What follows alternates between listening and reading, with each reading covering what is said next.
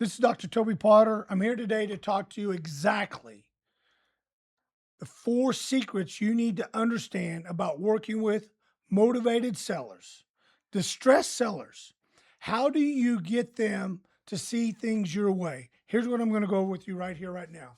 And I want you to understand these 4 secrets, these 4 concepts you need to master so that when they don't follow suit, you walk away. If you waver at any point in time, they control the conversation. With these 4 secrets right here, you stay in complete control of the conversation, which allows you to be the driver of this situation. So let me show you these 4 things that we want to talk about today. And I want you to understand if the seller hesitates on any of these, walk away. Most of the time, you're going to have these conversations over the phone and just politely, I'll show you how to close this out. But number one, let's talk about this. When you're talking to a seller on an off market deal and they don't know for sure if they're selling or not, you need to ask them, why are you thinking about selling? They may not be. You want to plant that seed for them. Hey, Nick, why are you thinking about selling this property? Well, I really wasn't. Oh, I made the assumption was because it's vacant, it's not owner occupied, and it seems like it's now becoming a liability. What is your plans on this? What direction are you going? Well, I was thinking about maybe putting a renter in there. Get to the bottom of it. If they're thinking about doing something, the number one question you got to ask, then why haven't you? Why haven't you? You want them to not be defensive and you want them to be transparent to you. Don't be abrupt, but be able to ask the question that forces them to give you the answer. If this is the case, then why haven't you? So I'm always making the assumption, hey, Nick, why are you thinking about selling the property? Well, I wasn't thinking about it. Oh, that's my bad. I just saw that it's vacant. I see the grass is a little bit tall. The weeds are grown. There's mail busted out of the mailbox. I just assumed, Nick, you were looking at putting this property on the market and you hadn't found the right realtor yet to do that. Let me save you at least 6% by removing that, all the closing costs. I'll pay cash. Let's move forward. Because of that, would you now consider looking to sell the property and let me remove this liability? See, they still think it's an asset. You have to get through their mind to their heart. And in their mind, this is an asset that's going to make them some money someday. But right now, it's a liability that's costing them money. It's costing them taxes, insurance, utilities, maintenance. This is all a liability.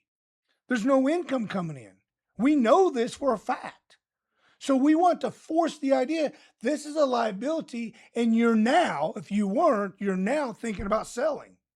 Number two, what would you do, Nick, if we were able to close on this in the next 14 days? What would you do with that money? See, now you want to give them a result. Well, shit, never really thought about it. See, you're going through their mind straight to their heart. Well, what would you do? What would you do with this money? If I was able to buy this house and close in 14 days at your price, what would you do with that money? And now you get them to seeing it, visualizing it. And they got to open up to you. They got to be communicative. They got to be transparent. Number three, have you talked to anybody about potentially selling it? Maybe they have been looking for the right realtor and they just don't want or know who's the right one. We don't ever know. Have you talked to anybody about potentially selling this? Have you talked to anybody about potentially leasing? What conversations, what action have you been taking to get you where you think you want to go so that I know how serious you are about doing anything? There's so many times I have walked upon properties and property owners, vacant properties, and for 6 months, a year or two, the property sat vacant because they just didn't know what they wanted to do. They bought it or inherited it or somehow got into a partnership that dissolved, and now they don't know what to do. Therefore, they do nothing. You now need to paint a path to success for them. Give them resolution. Give them a positive future. Plant that seed. Go through the head straight to the heart. And then Once they're opening up, once they're communicating, once you fully have painted a tremendous opportunity for them, you need to know. So, what do you owe on this property today? They may or may not tell you. Most of them will tell you they're not bashful, especially if it's free. "Oh, I don't know anything." It's a bragging right there. I don't know anything.